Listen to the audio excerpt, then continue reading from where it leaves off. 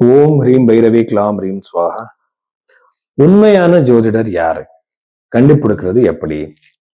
பாருங்க, நீங்க ஒரு பர்த் டீடைல்ஸ் கொடுக்கும்போது உங்க ஜாதகம் பார்த்து அவர் பாஸ்ட்ல இந்த டைம் பீரியட்ல இந்த இவெண்ட்ஸ் நடக்கிற சான்சஸ் இருந்திருக்கு அப்படி சொல்லணும். அவர் இந்த டைம் பீரியட்ல இந்த மாதிரில ஈவெண்ட்ஸ் நடக்கிறதுக்கு சான்சஸ் இருந்திருக்கு.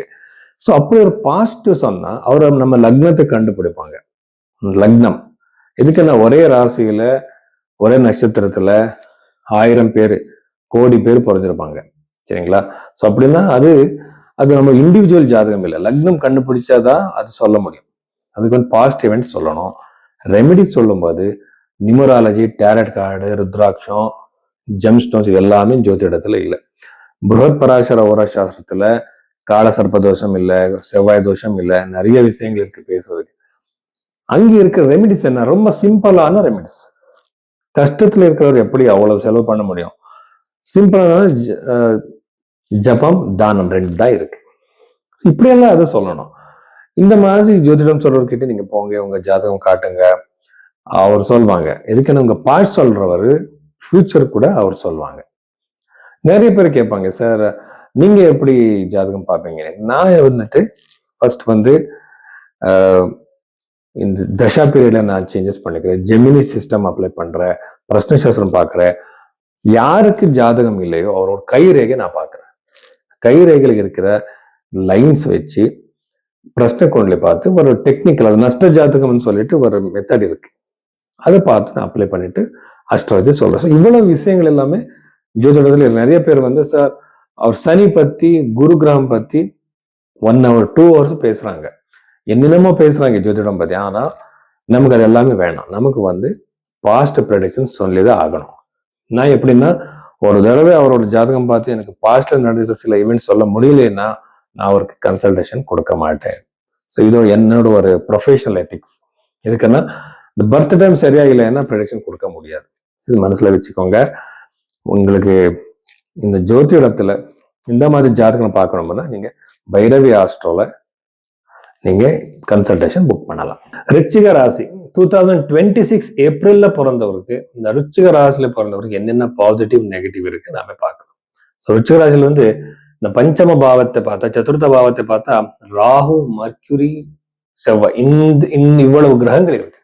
ஸோ அப்படி நாம பார்க்கும்போது நிறைய ஒரு பாசிட்டிவ் சேஞ்சஸ் இருக்கு உங்களுக்கு. ஆனா ப்ராப்பர்ட்டி வாங்குற யோகம் அதிகமா இருக்கு. நம்ம பாசிட்டிவா பார்த்தா நிறைய பேர் சாரி வீடு தேடிட்டு இருக்கேன், எனக்கு கிடைக்கலன்னுவாங்க. அவருக்கு வீடு கிடைக்கலாம். இப்போ வாஸ்துபடி நிறைய பேர் பார்ப்பாங்க. ஸோ அந்த சிஸ்டமேட்டிக்கா அந்த ஹவுஸ் இருக்கணும் என்று அவர் யோசிப்பாங்க. அந்த மாதிரி நீங்களே இஷ்டப்படுற ஒரு வீடு உங்களுக்கு கிடைக்கும். ப்ராப்பர்ட்டி விற்கிறதுக்கு ட்ரை பண்ணிருப்பேன் சார், என்னோட ப்ராப்பர்ட்டி இருக்கு சார், அது சேல் ஆகலைன்னுட்டு. அதுக்கு இங்க சிம்பிளா ரெமிடிஸ் இருக்கு, நீங்க எனக்கு கால் பண்ணி கேட்கலாம். அது பண்ண கண்டிப்பா சேல் ஆகும். ஸோ இந்த மாதிரி ப்ராப்பர்ட்டி சேல் பண்றதுக்கு யாரு ட்ரை பண்ணிருக்கீங்களோ அவர் எல்லாருக்குமே நல்லா ஒரு தகவல் கிடைக்கும். அவருக்கு யோகம் இருக்கு.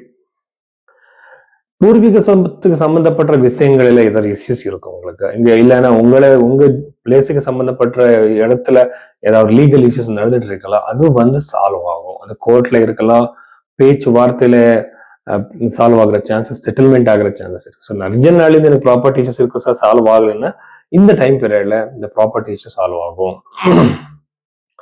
நிறைய பேர் இடம் சேஞ்ச் பண்ணுவாங்க. அவர் இருக்கிற இடம் ரெசிடென்ஸ், வாழ்ந்துட்டு இருக்கிற பிளேஸ்ல இருந்து அவர் சேஞ்ச் ஆகிற சான்சஸ் அதிகமா இருக்கும். இன்னொரு விஷயம் என்னன்னா, இத்தனை நாள் அவர் ப்ராப்பர்ட்டி பத்தி யோசிக்கல. இப்ப அவரு நிறைய சான்சஸ் இருக்கு ஒரு ப்ராப்பர்ட்டி வாங்க, எஸ்பெஷலி சைட்ஸ் வாங்குவாங்க இந்த டைம் பீரியட். உங்களுக்கு சதுர்த்தாதிபதி தசை நடந்துட்டு இருந்தா 100% சொல்லலாம் நீங்க ப்ராப்பர்ட்டி பர்ச்சேஸ் பண்ணுவீங்க. 6th house 7th லார்ட், இந்த 6th house ஏதோ ஒரு சின்ன விஷயத்துக்கு உங்க மேரிட்டல் லைஃப்ல இஷ்யூஸ் வரலாம். இத்தனை நாள் நீங்க அதை பத்தி நீங்க கவலையப்படலை, இப்ப நிறைய யோசிச்சுட்டு இருக்கீங்க.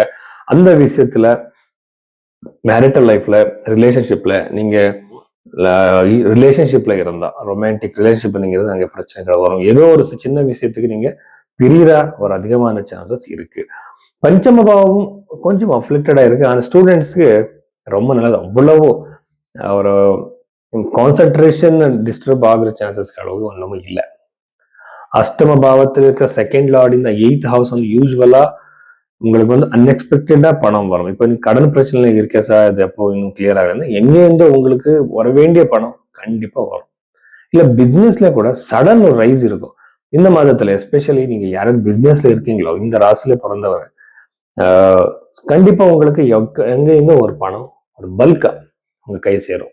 ஸோ இவ்வளவு யோகங்கள் இருக்கு. ஆனா தசம பாவம் கம்ப்ளீட்டா டெஸ்ட்ராய் ஆயிருக்கிறதுனால நான் என்ன சொல்றேன்னா, கரியர்ல வந்து யாரும் ஜாப் பண்றதுக்கு நீங்க வெயிட் பண்ணிட்டு இருந்தா கொஞ்சம் வெயிட் பண்ணுங்க. எதுக்குன்னா இன்னும் கொஞ்சம் தள்ளி போனுங்க, ஒரு ஜூன் ஜூலைக்கு அப்புறம். இதுக்கு இந்த கேது கிரகம் வந்து கொஞ்சம் சேஞ்ச் ஆகணும். 13 டிகிரினா இன்னும் 1 இயர் வேணும். ஜாப்ல எந்த விதமான பாசிட்டிவ் சேஞ்சஸ் இருக்காது. ஒருவேளை இந்த ஜாப் விடுறதுக்கு நீங்க உங்க மனசுல அந்த ஆலோசனை இருந்தா கொஞ்சம் வெயிட் பண்றது நல்லது. புது ஜாப் கிடைக்கிறதுல ரொம்ப லேட் ஆகும். ஒர்க்கிங் என்விரான்மெண்ட்ல நீங்க உங்க ஒர்க்கிங் என்விரான்மெண்ட்ல எங்க இருந்து உங்களுக்கு பிரச்சனை வரும், நீங்க அதை பத்தி யோசிக்கல. ஆனா அவரு வந்து உங்களை அங்க இருந்து இது பண்றதுக்காக முயற்சி பண்ணுவாங்க ஒர்க்கிங் என்விரான்மெண்ட்ல. நிறைய எதிரிகள் ஆயிடுவாங்க. இதுதான் பிரச்சனை இந்த ராசியில பிறந்தவருக்கு இந்த டைம் பீரியட்ல. கரியர் ரிலேட்டட் இஷ்யூஸ் நிறைய வரும். ஒரு ஸ்டெபிள் கரியரே இருக்காது. யூஸ்வலா பர்த் சார்ட்ல வந்து நான் பார்த்தபடி அந்த 10th ஹவுஸ் லார்ட் ரொம்ப நல்ல இதாயிருந்தா ரொம்ப நல்லது. அது ஒரு அஃப்ளிக்டட் ஆயிருந்தா வச்சுக்கோங்க, கரியர் லைஃப் லாங் வந்து அவருக்கு ஒரு கரியர்ல ஸ்டெபிலிட்டி இருக்கா சார், ஒரு இயர்ல ஒரு 2-3 ஜாப் சேஞ்ச் பண்ணே சார்னு சொல்லுவாங்க. எந்த இடத்துலும் அவர் இருக்க முடியாது. இது வந்து எப்படின்னா, அஸ்ட்ராலஜி எப்படி நம்ம பாக்குறதுன்னா, இது வந்து வெறும் அந்த கிரகங்கள்ல நடக்காது, நம்ம சைக்காலஜிக்கலா நடக்கும். அந்த சைக்காலஜி எப்படின்னா அந்த டைம் பீரியட்ல நமக்கு இந்த டிசிஷன் எடுத்துக்க முடியாது. அவ்வளவு இன்ஃபுளுன்ஸா நாம இருப்போம். இந்த அஸ்ட்ராலஜி ரொம்ப டீப்பரே ஆகிருக்கு. சரிங்களா? இவ்வளவு விஷயங்கள் விருச்சிக ராசியில பிறந்தவருக்கு.